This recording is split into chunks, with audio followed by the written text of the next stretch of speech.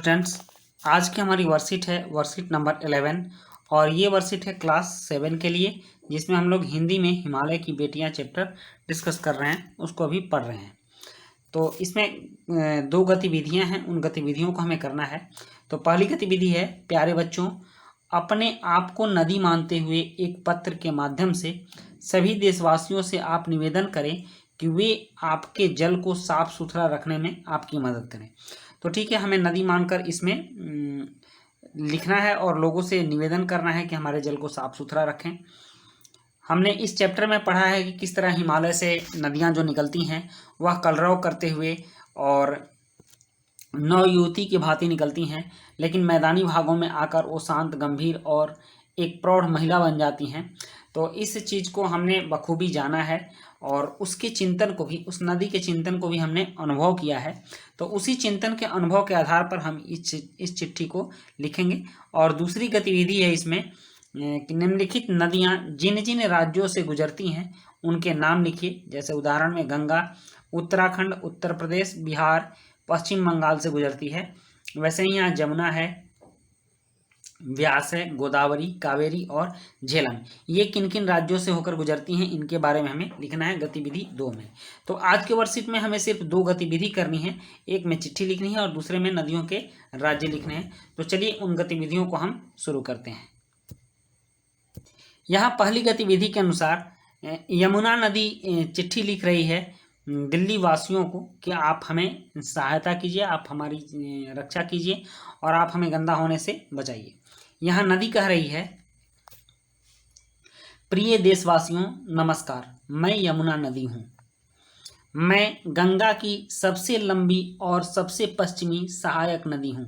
मैं यमुनोत्री हिमनद से निकलकर आपके दिल्ली होते हुए प्रयाग में गंगा से मिल जाती हूँ।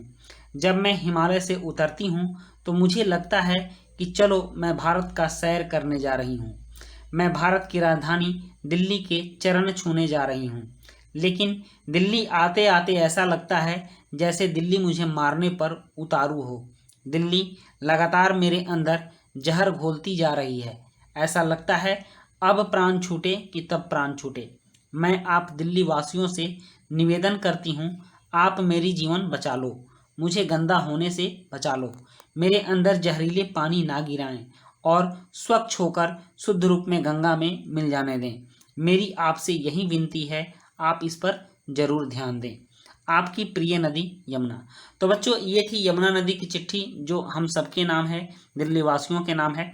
तो हमें इस पर ध्यान देना चाहिए, यमुना नदी को गंदा होने से बचाना चाहिए, हमें सामाजिक जागरूकता चलानी चाहिए, लोगों के मन में यह भावना भरनी चाहिए और सरकार का ध्यान भी इस ओर आकृष्ट करना चाहिए कि वो यमुना नदी की सफाई पर विशेष ध्यान दे।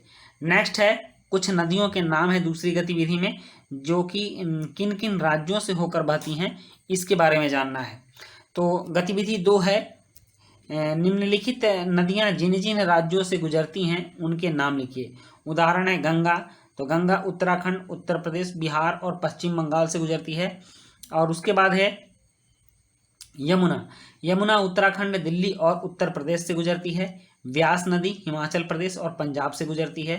गोदावरी महाराष्ट्र, आंध्र प्रदेश और मध्य प्रदेश से गुजरती है।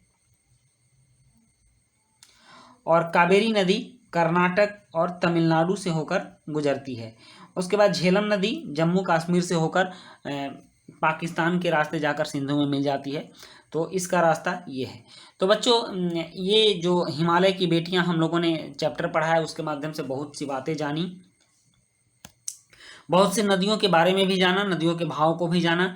और इस तरह से आपकी वर्कशीट ये कंप्लीट होती है और आपने पूरी वर्कशीट देखी, इसके लिए आपको बहुत बहुत धन्यवाद। तो मिलते हैं हम लोग नेक्स्ट वर्कशीट में, तब तक के लिए गुड बाय, थैंक यू।